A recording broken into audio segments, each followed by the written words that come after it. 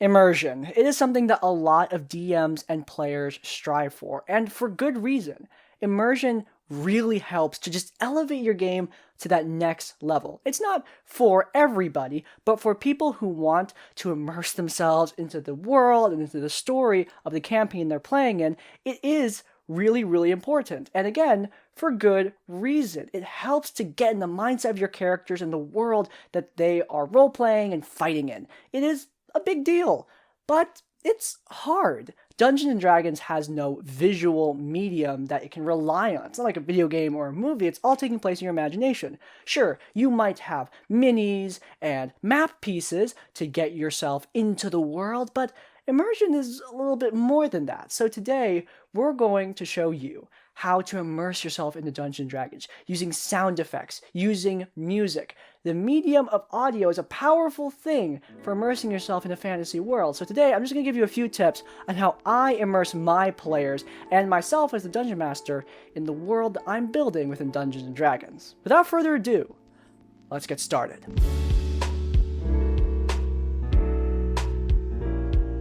So, tip number 1, the sound of silence. Now, that is an incredible song, but that's not what we're talking about here. The sound of silence is like background noise fading in. It's just become part of what you're hearing. You don't register it anymore. It just becomes normal. That is a big aspect of immersion. And in Dungeons & Dragons, the sound of silence is usually represented by ambience. When you're playing D&D and your Dungeon Master tunes on the right ambiance, that nature sound or that monster noise that hits just right, it sort of fades into the background. It just becomes another part of the game, and it helps to immerse you in the world that they're building. Ambient noise like forest sounds or desert winds blowing in the background can really help to bring your players into the world. Finding the right ambience is so important. Shifting your ambience for different locations is also really powerful. It's one of the things that I have tried to strive for in my D&D campaigns. I have ambient noises set for every location that I think my party are going to go to, and I have Sword Coast soundscapes pulled up and ready just in case they go somewhere that I am not expecting. Creepy noises for when they journey into a dungeon. Peaceful forest sounds when they go into a distant wood beyond, or for when the party delve into the desolate wastes, desert noises blowing in the background. Changing the ambience to fit with where your party is going, that is a really powerful tool. Part of the reason I feel so immersed in games like Skyrim or Ghost of Tsushima is the ambient noise in the background. If it wasn't there, the world would feel so much more empty. And in those video games, I can see the world, I can see my characters, I can see the mountain my Dragonborn is climbing up in Skyrim, I can see the field that Jin is riding through. But in Dungeons & Dragons, you don't have that. And if you really want to immerse your players and yourself as the DM into the world that you're building, background noise is so important. Again, that visual medium isn't there. So sound is one of the biggest components you have. Taking advantage of ambient sound effects is top tier for ambience. If you take nothing else from this video, if you want to immerse your players, that is your first step. Okay, tip number 2, and this is connected to ambient sounds, but music that fits the area that your party are in, that's also important. Like, I love Critical Role, but a lot of Critical Role has samey music for every location they go to. Now, I understand why a lot of songs are copyrighted, and they need to be conscious of that. But luckily, unless you're streaming your game, you don't need to worry about that. And there are plenty of ambient tracks from video games, from film, that can serve to further immerse your players. Music is another big part. Now, of course, music is going to be more notable than just sound effects. Having just sound effects can get your party into the feeling of a location, but music, I think, can elevate that. Now, I don't think it should be intrusive. There's nothing more immersion breaking than when my party are journeying and then suddenly the Pirates of the Caribbean theme blasts into the background. That was a big problem early on into our seafaring campaign. I had pirate music set in the background for when they were sailing, and it fit really well. But when it eventually got to louder songs, the immersion was completely broken as we were trying to hear each other over the loud music. That is something that you do need to keep in mind. Make sure to vet what you're playing through your speakers. I know that the tracks can get long, but if you've ever got some time on your hands, Just check through what you're listening to make sure that there's nothing that you feel will break the feel of the game or the immersion that your players are trying to feel. I mean, you're trying to build this world building, this immersion. Having a song that breaks it, well, that kind of breaks the point as well. Just like ambient sounds, ambient music also helps to differentiate locations. A lot of the time, I find that locations in Dungeons & Dragons can feel samey. Sure, you describe them differently, but often you're dealing with very similar shopkeepers, similar quests, because, yeah, coming up with unique stuff every time you visit a new place, that's hard. But having a different song play each time, now there's a way that you can easily differentiate the places your players have been. Ambient music fades into the background. It should be the sound of silence. But if you really want it to be notable, if you really want location changes to feel impactful to your players, changing the soundtrack in the background, that is a key aspect of that, and something I can't recommend enough. There are plenty of great YouTube channels that have ambient music that's not too intrusive. A lot of the time, mixed with ambient sounds. Look at that. We're taking 2 tips and practically putting them into one. I've linked some of them into the description. They're all amazing. Please do check them out. Their music can really help you to immerse yourself into your D&D game. All right, tip number 3. Ambient music and sound. We've covered those pretty extensively at this point, and they're pretty easy to set. You just play it through your speaker, your Discord bot, or what have you to get your party immersed, and you usually don't need to touch it. These soundtracks are usually long, very long, hour plus, so you don't need to touch it very often. As a dungeon master, you can manage it very easily. Now we're going to be going into things that are a bit more hands-on. Like I said at the beginning of the video, this is not for everybody, but if you really want to get immersed and want to take it to the next step and are okay with putting a little bit more brain space into it, then combat sounds are also really important. Combat music, a lot of DMs use. I use combat music all the time, and we are going to address that later. But something that I see goes underused is combat sounds. For a long time, I didn't use combat sounds. I just tried to make the sound effects myself. But now that I'm playing online, Discord doesn't really register my weird mouth noises as talking, and therefore just kind of cuts me off. So I had to figure out a different solution. That's when I listened to Momo O'Brien's podcast, Realms Apart, which, if you want to see how you can get immersed in your D&D game, that podcast is amazing. It is heavily edited, so of course it's not like a live example of how you can do this, but if you want an idea of what you should try to strive for, then that podcast is amazing. It's a heavily immersive D&D podcast where they make sure to have sound effects, music synced up to what the players are saying. It's like an audiobook. It's great. In Realms Apart, Momo O'Brien has combat sound effects, sounds for spells, sounds for when someone gets stabbed. And yeah, these are really helpful. I started using these in my own D&D game. I play them through the VTT I use, Foundry. I understand there are plenty of sound effect apps for this. In fact, some are made purely for sound effects, just beyond VTTs. Sirenscape comes to mind. I didn't end up using Sirenscape because I just wasn't a fan of their GUI, but their sound effects are top tier. Sirenscape is great for sound effects in Dungeons & Dragons, especially spell effects. Now, these are a bit more involved. Combat happens really fast, and queuing up sound effects for when combat happens, that's hard. But, I mean, when your players are looking through their turn and rolling their dice, if you have the time to pull up the dagger stab sound effect while your rogue is rolling 8d10 billion damage, I recommend doing that. It's one thing to say, rogue, you split the enemy's belly open. And another to say, rogue, you split the enemy's belly open.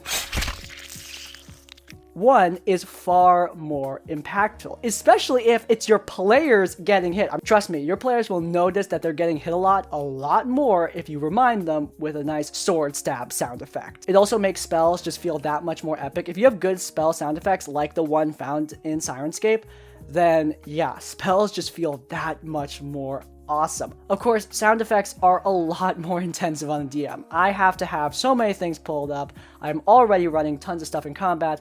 Adding sound effects onto that, essentially being your own D&D DJ, I mean, that's a whole nother thing to worry about. So I totally understand if you don't want to do this as a Dungeon Master. I do think that players can also do it. If you as a DM are okay giving a player that responsibility, and if your players are okay taking that responsibility, then, I mean, yeah, that's also a really valid way to solve this problem. I, as a DM, kind of just hold my head up high and keep on going with my sound effects because I am dedicated to immersion, damn it. Use initiative order to just pre-pull up all the sound effects for a particular monster. I have folders labeled martial combat, these are the sounds that a Gnoll makes, these are the sounds the party make, and I have the party folder split into all the characters, so when a character's turn comes up, I can just open up their folder, and then boom, all of their sound effects are right there. So when my monk unleashes a punch, I have the punch sound effect ready to go, it's right there already, so I don't have to think and click too much. That's my main tip. Just pre-plan and have everything pulled up. If you as the DM want to run the sound effects yourself, and you, like me, are dedicated to immersion, then that is a really good way to make sure that you're not overwhelming yourself. Alright, combat music. Let's get into this. Combat music is awesome. I know a lot of DMs use combat music because combat music just rocks. It's one of those things that, again, I will play myself. If I don't hear combat music coming out, I'll just set up an earbud and get combat music going because it gets me in that intense mood.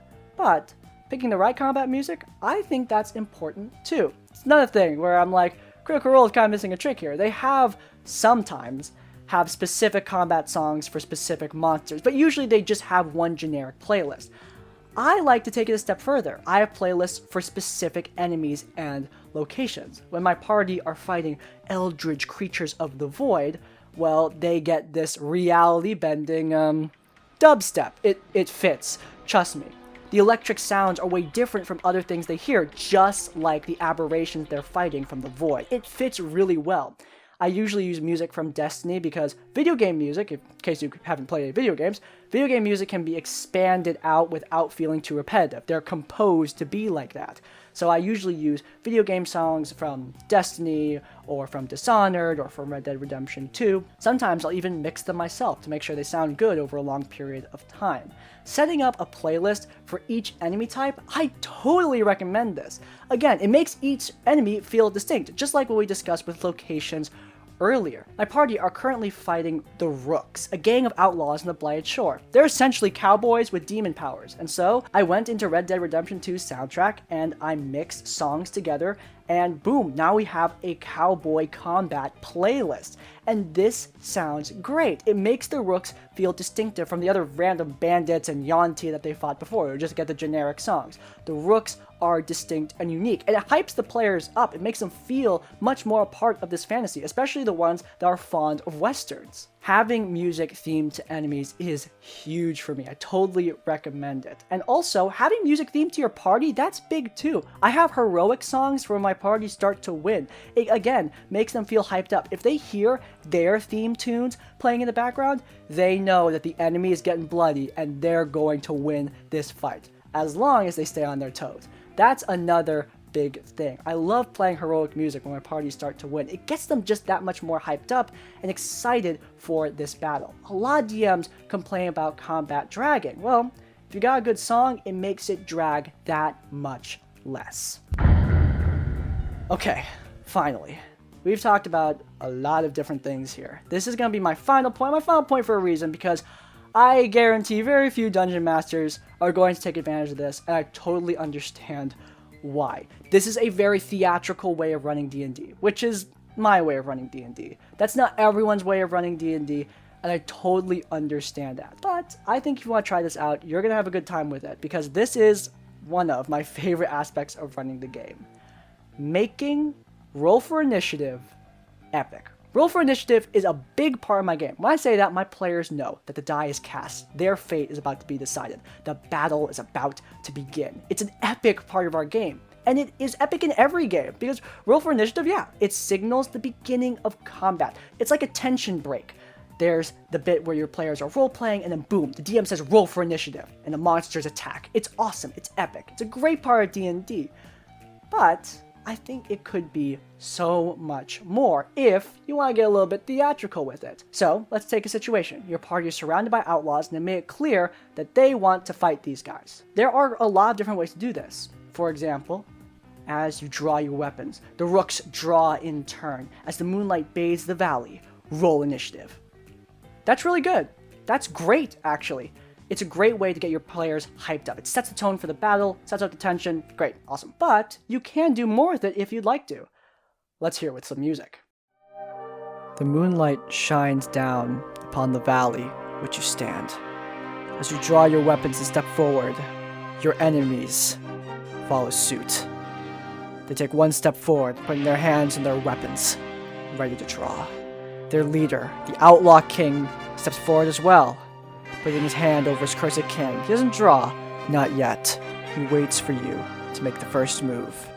As moonlight shines upon you, and as the fate of the West lays in your hands, I'm going to need you all to roll initiative. Now, like I said before, I totally understand if Dungeon Masters do not want to do this. This is my way of running D&D. But if you have some songs in your head and you have them memorized enough that you can sync what you say to the music, it is so epic. Your players have already made it clear what they're going to do. This 40 extra seconds of description makes the battle so memorable. That's something that gives me goosebumps every time. It gives my players goosebumps too. It gets them hyped up. When the music hits and the battle begins, they know it's going down. And that is some of my favorite parts of Dungeons & Dragons, at least in our campaign. It's great. It's a small thing, and it does take a little bit of practice.